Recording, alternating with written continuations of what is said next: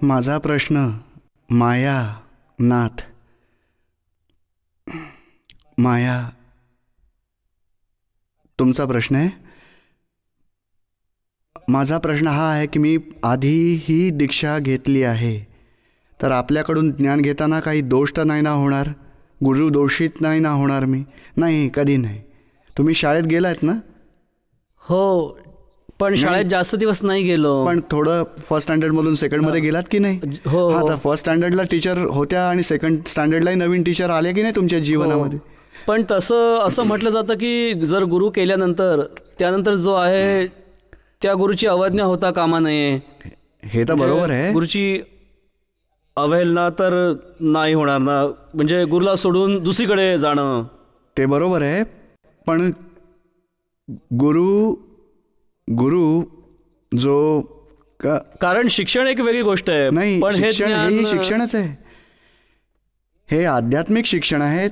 3 प्रकारचे शिक्षण आहेत. एक व्यावहारिक शिक्षण आहे जे शाळेत शिकवतात, दुसरं धार्मिक शिक्षण आहे जे गुरुकडूनच मिळतं, आणि तिसरं आध्यात्मिक शिक्षण ज्यात गुरु शिष्य भेद नसतोच. म्हणजे तुम्ही जो गुरु केलात तो मायानाथने केला आणि ते व्यवहारात होतं. आणि व्यवहार म्हणजे धर्मात होतं. अशुभाकडून शुभ जाण्यासाठी गुरु होते. ते व्यवहारात राहून द्यावे आणि गुरुदक्षिणाही द्यावी, त्यांना गुरुपूजनही करावं. आणि मायानाथ वेगळे आहेत आणि आपण स्वतः वेगळे आहात. आपण स्वयं कोण आहात याचं ज्ञान इथे आपल्याला होणार आहे. आणि इथे ज्ञानी पुरुष निमित्त आहे. ते गुरुही नसतात, त्यांना शिष्यही नाही आहेत. आणि मायानाथ जो गुरु आहे त्यांचे शिष्य त्यांच्यापाशी जाऊ द्यावेत. आपल्याला गुरु शिष्य हा भेदच उरत नाही. म्हणजे आपण ज्ञानही आरामात घेऊ शकाल आणि काही गुरुदोष वगैरे होणार नाही याची गॅरंटी. आणि कधी तर आमच्याजवळ असे काही शिष्यही येतात की त्यांच्या गुरूंनाही ज्ञान मिळवण्यासाठी घेऊन येतात आणि गुरु पण मिळवण्यासाठी येतात. जय सच्चिदानंद. बस एवढाच प्रश्न होता माझा, ज्यासाठी नाही, काही दोष नाही. मला दुविधा होती. आणि संसारात फर्स्ट स्टँडर्डमध्ये आहे त्याला एकच गुरु असावा. आणि दत्तात्रयाचे 24 गुरु होते माहिती आहे का? तर त्यांनी किती 24 गुरु केले. म्हणजे जेव्हा जेव्हा वरच्या कक्षेत येतं त्याचे गुरु वाढतात. आणि भगवान महावीरांनी काय सांगितलं माहिती आहे? संपूर्ण जगाला गुरु बनवलं, स्वतः शिष्याच्या स्वरूपात राहिले, तेव्हा पूर्ण दशेत गेले. म्हणजे गुरु एक असावा. ते KG साठी बरोबर आहे. जेव्हा 10व्या स्टँडर्डला याल 10 गुरु, आणि हिस्ट्री, जॉग्रफी, मॅथ्स किती दुसरे 15 गुरु होत जातात. आणि जेव्हा हाय स्टँडर्डला जाल तेव्हा जास्त गुरु होतच जातील. हां, गुरुचे उपकार माना, अविनय नका करू, पण गुरुला पकडूनही ठेवू नका. गुरुचं ज्ञान घेऊन पुढे जायचं आहे. नाही, 4 रस्त्यावर एअरपोर्टला जायचं आहे, 4 रस्त्यावर आपण गेलात तर गुरुना विचाराल की एअरपोर्टकडून कसं जायचं साहेब, या रस्त्यावरून जा. तर गुरुला पकडून जाता की ज्ञानाला बरोबर घेऊन जाता? नाही, ज्ञानाच्या आधारे पुढे 4 रस्ते, 2-3 रस्ते येतील, त्या कोणी दुसरा गुरु नाही करावा लागणार तुम्हाला. बरोबर. जोपर्यंत तुम्ही तुमच्या ध्येयापर्यंत पोहोचत नाही तोपर्यंत गुरु अकार्य आहे, जरुरी आहे. जय सच्चिदानंद. बस गुरु ध्येय मिळालं तर गुरु पुरेसे होतात. जय सच्चिदानंद. जय सच्चिदानंद. शक्ती नाही, शशी. प्रत्येक वेळी आत्मजागृती कशी टिकेल, आत्म्याचा आनंद कसा प्राप्त होईल? शशी. तुम्ही ज्ञान घेतलंय का? तर आत्मजागृतीसाठी तर 5 आज्ञा सांगितलेल्या आहेत. 5 आज्ञा. आणि 5 आज्ञेत आपण जेवढे राहाल, दादाजी हीच गोष्ट सांगायचं, 70% 5 आज्ञांमध्ये राहा, तर कुठे एकच लाईफ उरेल. इथून महाविद्य क्षेत्र, सिमंदर स्वामींजवळ जन्म होईल, तिथून पुढे मोक्ष. म्हणजे 5 आज्ञा याच खूप मोठं अवलंबन आहे आपल्यापाशी. जेवढं आज्ञेमध्ये राहाल तेवढी जागृती वाढेल. आपल्या 300 डिग्रीपर्यंत जागृती आली आहे, 360 डिग्रीपर्यंत जागृती गेली पाहिजे. त्यासाठी 5 आज्ञा हाच उपाय आहे. आणि आत्म्याचा आनंद कसा प्राप्त होईल? आत्म्याचा आनंद जो जागृतीचा परिणाम आनंद आहे. अजागृतीचा परिणाम दुःख आहे, जागृतीचा परिणाम आनंद आहे. तर जागृतीत राहून आपल्याला आनंदाचा अंश वाढवता येईल. म्हणजे आपण एकच उपाय करा, 10 मिनिटं रोज, 15 मिनिटं काढा रात्री झोपायच्या आधी, की सारा दिवस मी 5 आज्ञा किती कमी जास्त पाळल्या, कशी 5 आज्ञांमध्ये पुन्हा राहू शकेन, अशी शक्ती मागा आणि 5 आज्ञेत राहायचा प्रयत्न करा. तोच सगळा मोठा पुरुषार्थ आहे. अर्जुन चौरंदिया. ज्ञान घेण्यासाठी कोणती तयारी करावी लागते, त्याच्यासाठी मार्गदर्शन करावं, कृपा करावी. जय सच्चिदानंद. तयारी तुम्हाला तर 2च शब्द मी सांगतो. दादाजी सांगत, परम विनयात राहा. मी आत्म्यासंबंधी काही जाणत नाहीये, मला जाणून घ्यायचं आहे आत्मा. हे 2च भाव घेऊन आपण इथे याल तर तुम्हाला पूर्ण आत्मज्ञान मिळेल. बरोबर आहे. बाकी बाहेरून काही आणणं जरुरी नाही आहे. मनापासून भावना हवी की मला माझा आत्मसाक्षात्कार हवा आहे आणि ज्ञानींची जी दृष्टी आहे, जी आशा आहे, ती जीवनात मी स्वीकार करीन. त्यातच मला आत्मपुरुषार्थात पुढे जाण्यासाठी, अनुभवाच्या वर्गात पुढे जाण्यासाठी हेल्प होईल. म्हणजे यात काही संसारी वस्तू, पैसे किंवा काही आणायची गरज नाही आहे. समजलं ना तुम्हाला? समजलं का आता? बरोबर. जय सच्चिदानंद. रेखा सरंगपूर. रेखा, हा तुमचा प्रश्न आहे. काय लिहिलंय? दीपकबाई, मला मुक्तीसाठी काय करावं लागेल आपण कृपा करून सांगावं. तुम्हाला इथे संडेला, रविवारी, एतवारी 2 तासांचा ज्ञानप्रयोग ठेवला आहे. 5 वाजता आपल्याला यायचं आहे. इथे नाव लिहून द्यायचं आहे. नंतर 5:30 हळूहळू 6 वाजल्यापासून सुरू होईल, ते 8:30 पूर्ण होईल. यामध्ये जसं साधना, व्यायाम करतो ते सगळं जरुरी आहे? इथे साधना काही करणं गरज नाही आहे. आज्ञा जी सांगतात ना, ती साधना नाही आहे, पण साध्यच आहे. ही जागृती आहे, समज आहे. जसं की ही रेखा वेगळी आहे आणि मी शुद्धात्मा आहे, ही समज तुम्हाला मिळेल. याच विचारात राहायचं. याच्यात क्रिया नाही आहे. क्रिया म्हणजे काय? तुम्हाला चहा बनवायचा तर साखर हवी, चिनी हवी, पाणी हवं, दूध हवं. किती साधनं लागतील मग? वेळही हवा, जागाही हवी, गॅसची शेगडीही हवी. आणि इथे तर दोन्ही पाय नाही आहेत शरीरात. अशा सगळ्या बिछाण्यातच पडलेला तरी आपण आत्म्यात राहू शकता. ज्यांना एवढा वेळही नाही मिळणार या वेळात, त्यांच्यासाठीच ज्ञान आहे. इन्स्टंट ज्ञान आहे. आजसाठी बाहेर आपलं हे आक्रमक ज्ञान कसं आहे की आपलं मन, वचन काय या संसारी कामकाजामध्ये गुंतलेलं आहे आणि आपण आत्म्यामध्ये राहू शकता, हे असं ज्ञान आहे. आत्म्याच्या ज्ञानासाठीच आपल्यापाशी आलो तर तेच आपल्याला मिळेल. आरामात मिळेल ते आपल्याला. जय सच्चिदानंद. नाव नाही लिहिलं यामध्ये. आत्मशांतीसाठी काय करू? कोणाचा प्रश्न आहे? आत्मशांतीसाठी आपला प्रश्न आहे. आत्मशांतीसाठी आपण काय करू शकतो? तुम्ही बर्फाला कसं थंड करू असे प्रश्न विचाराल तर काय होईल? अहो, बर्फाचा गुणधर्मच थंड आहे. मनाच्या शांतीसाठी काहीतरी केलं पाहिजे की नाही? पण आत्म्याची शांती केली नाही. पण हे काय होतं, व्यवहारात असा शब्द बोलला जातो, आत्मशांती. जी कोणी आत्मा आहे, व्यवहार आत्मा, 2 आत्मा आहेत. एक निश्चय आत्मा आहे, दुसरा व्यवहार आत्मा. व्यवहार आत्मा जो दुःख भोगतोय आणि त्याला शांती हवी आहे. आणि मूळ आत्मा तर अनंत सुखाचं धाम आहे, परमानंदी स्वभाव आहे, त्याला दुःख असतच नाही. पण आपल्या चुकीनंच, आपल्या अज्ञानानंच. काय नाव आहे तुमचं? रामचंद्र भट. मी रामचंद्र आहे, मी भट्ट आहे हे मानून व्यवहार आत्मा जागृत झाला. त्या व्यवहार आत्म्याला दुःख आहे, त्याला शांती हवी आहे. आणि त्याला शांती केव्हा मिळेल? जेव्हा आत्म्याचं अज्ञान दूर होईल आणि अशांतीही निघून जाईल. समजलं ना तुम्हाला? आत्म्याच्या ज्ञानाने शांतीच शांती होईल. आपल्याला टेम्पररी शांती हवी की परमनंट? परमनंट शांती हवी. मग परमनंट मिळेल. कारण टेम्पररीसाठी दुसरा रस्ता आहे. एक प्रश्न अजून आहे. बोला. कोणताही आत्मा कोणाच्याही शरीरात घुसतो, हे खरं का? ऍक्च्युली मूळ आत्मा नाही शिरत, प्रेतात्मा जाऊ शकतो. तेच ही खरी गोष्ट आहे. पण किती खरी, केवढी खरी आहे? म्हणजे माझ्याबरोबर झालं. 1 लाखात 1-2 केसेस खऱ्या आहेत त्या. पण प्रत्येक 50 घरात 2-3 असे प्रेतात्मा येतात. ही गोष्ट खरी नाहीये. माझ्याबरोबर झालं. हे होऊ शकतं. 6-7 वर्ष झाली, नोकरी सुटली, कुठेही ॲप्लिकेशन करतो तर काम होत नाही. अशांतीच आहे, घरात दुःख आहे. तर राग येतो, तेव्हा बायका मुलांना मारतो. तर ते म्हणजे काही प्रेतात्मा आलेलं नाहीये, तुमच्या कर्मांचंच फळ आहे. हो, असं मानू नका कोणी प्रेतात्मा मला छळतोय. तुम्ही एवढे कुठे भाग्यशाली आहात, तुम्हाला त्रास द्यायला तो येईल.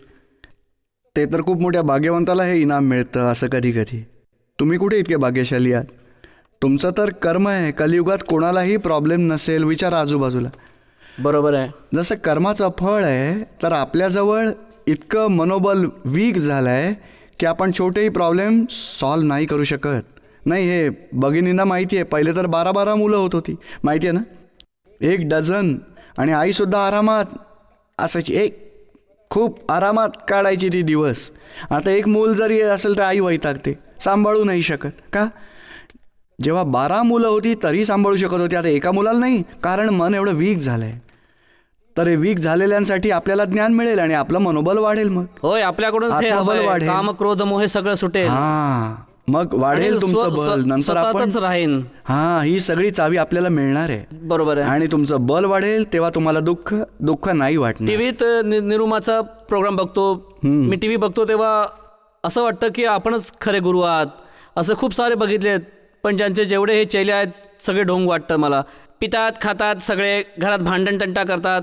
तर मला वाटतं की तुम्हीच खरे एक गुरु आहात, तर आपल्याकडून ज्ञान मिळवायचं आहे. हां, पण तुम्हाला मी सांगितलं ना की इथे गुरु नाही मिळणार.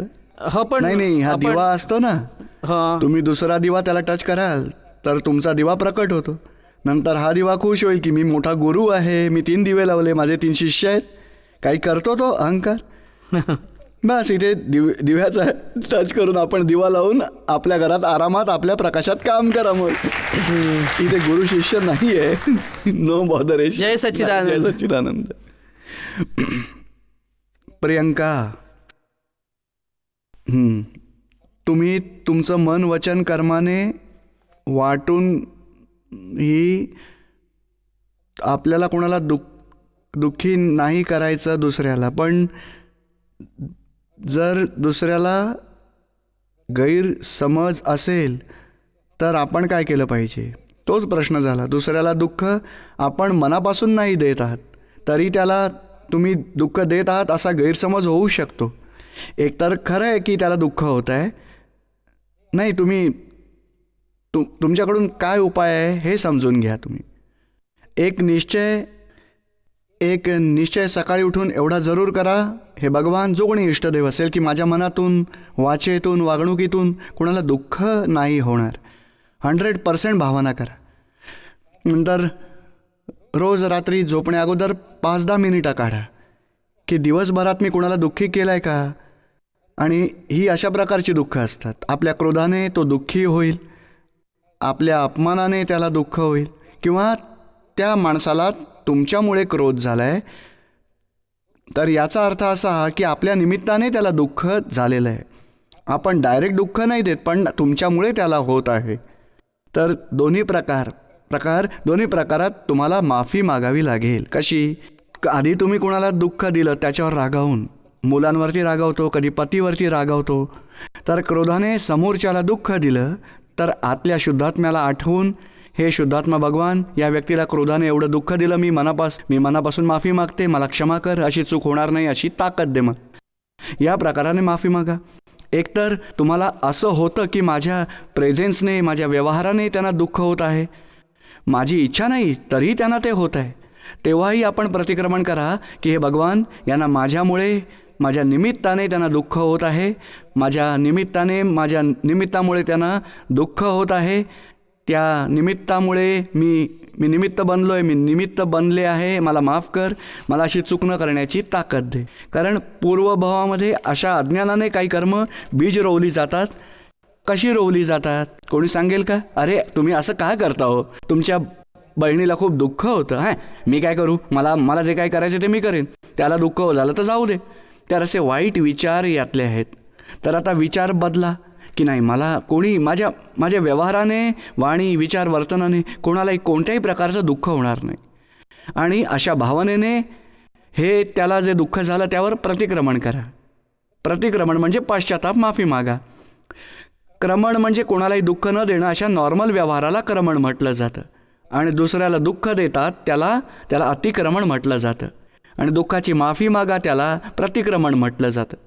तर प्रतिक्रमण करत राहा, तर 5 वेळा, 25 वेळा, 50 वेळा, हळूहळू त्याला दुःख बंद होईल त्याचं आपल्याकडून. एक आणखी प्रश्न आहे, तुम्ही निरुमांचा प्रोग्राम बघितला, पण त्यांनी सांगितलं जेव्हा की कोणत्या ना कोणत्या डेस्टिनीवरती आपल्याला पोहोचायचं आहे, तर ज्ञानींच्या गाईडप्रमाणे आपण काम करतो. पण जेव्हा ते गाईड आपल्याला मार्ग दाखवतात तेव्हा त्यावेळी पहिला प्रश्न पडतो की हा सांगतो सपोज काही जागी जायचं विचाराल तर आपण कुठे आहोत.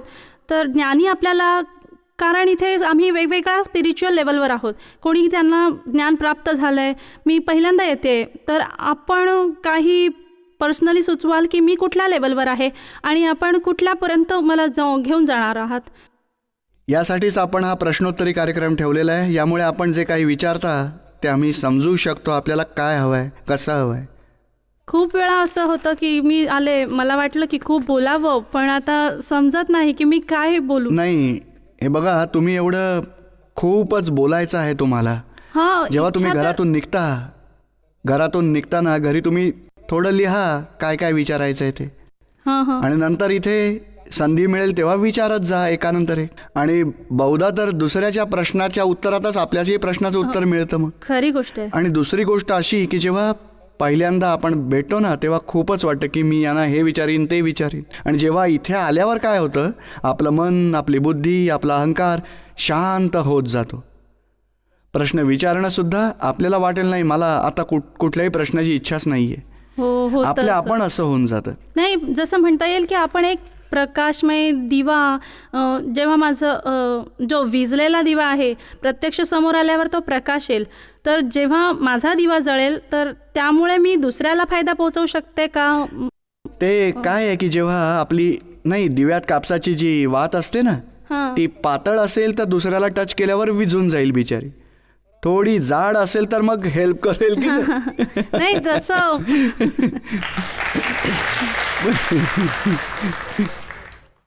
पण तुमची ही भावना चांगली आहे आणि त्याला प्रकाश देण्याच्या बदल्यात त्याला प्रकाश धरा की माझा दिवा प्रकट झाला, तिकडे जा, आता तुमचाही दिवा प्रकट होईल. नाही, माझे दादाजी आहेत बट एजेड आहेत, तेही ऐकतात प्रोग्राम, बट ते असं आहे की त्यांना दिल्लीला येणं, जसं त्यांना चालण्याचाही प्रॉब्लेम होतो. मग दुसरा काही उपाय करू शकतो की कधी कोणी खूप असं कोणी सिरियस केस असेल ना? नाही, तसं सिरियस नाहीये. नाही, पण काहीतरी कुठे राहतात ते? अजमेर. तुम्ही अजमेरला कधी याल का? आता तर काही डिसाईड केलेलं नाही, पण कधी एकदा जयपूरला आमचं होतो, कधी अगदी जवळ आहे. पण तुम्ही भावना करा, त्यांनाही म्हणा की कधी खूप सिरियस केस असेल तर दुसऱ्या तऱ्हेने त्यांना फोनवर बोलून आशीर्वाद देऊ मग आम्ही. पण अशी भावना करा की कधी बघा, अजमेर सुद्धा काही खूप दूर नाही आहे. कधी ॲम्ब्युलन्समध्ये अशा एखाद्या गाडीमध्ये त्यात झोपवून अहमदाबादला घेऊन यायचं, 2-4 दिवस राहायचं शांतीने, त्यांना ज्ञान घेऊ द्यायचं, नंतर अगदी जपून गाडीतून घेऊन जायचं त्यांना. अशी भावना करा, काही निघेल रस्ता. मग रश्मी, आपण कोणाला दुःख देत असू तर आपल्याला प्रतिक्रमण करायला हवं, परंतु जर कोणी आपल्याला दुःख देत असेल तर ही प्रतिक्रमण का करायला हवं?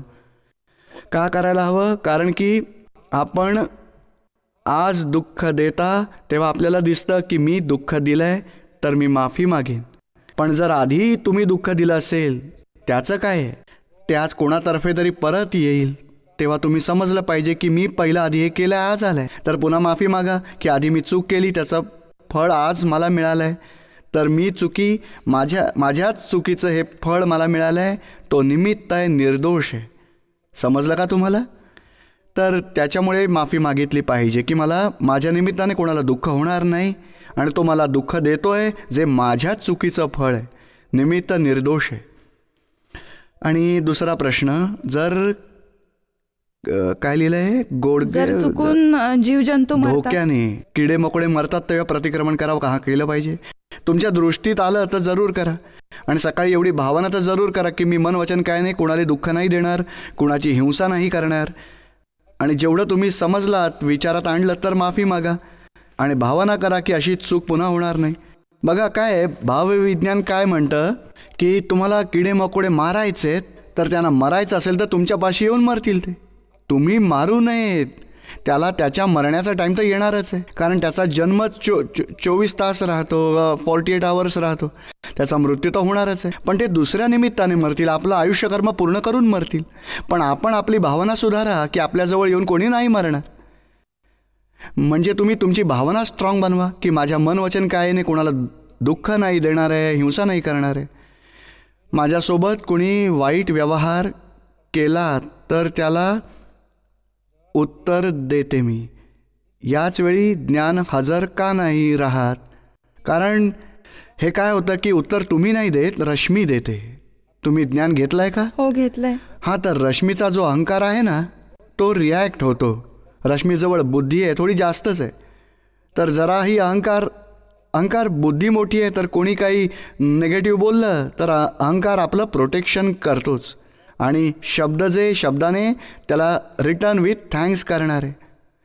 तर मग तुम्हाला काय करायचं आहे? तुम्ही रश्मीला म्हणायचं, रश्मी तुला मोक्षाला जायचं आहे की संसारातच भटकायचं आहे, भांडून पुढे जायचं आहे? काय ठरवलं आहे तुम्ही? मोक्षात जायचंय. हा, मग मोक्षात जायचं आहे तर हा चुकीचा आहे की चांगला व्यवहार आहे? चूक झाली. तर मग म्हणा रश्मीला की प्रतिक्रमण कर आणि ठरव की अशी चूक पुन्हा नाही करणार. प्रतिक्रमण नंतर करते. हां, पण असं का होतं की हे ज्ञान कर्म संपल्याविनाच हे सगळं मिळालेलं आहे? तर कर्माचा जो डोंगर साचला आहे तो तर निघणारच, पण आपण धुतलं तर एक एक लेअर कमी होत जाणार. 50 लेअर असतील तर 50 वेळा प्रतिक्रमण करावं लागेल. 10 लेअर 10 वेळा प्रतिक्रमण करा मग. पण नक्कीच ती ग्रंथी संपून जाईल, तो दोष संपून जाईल, आपला चुकीचा व्यवहारही बंद होणार. तुमच्याकडून प्रतिक्रमणाचा जोर लावत राहा तुम्ही. जय सच्चिदानंद.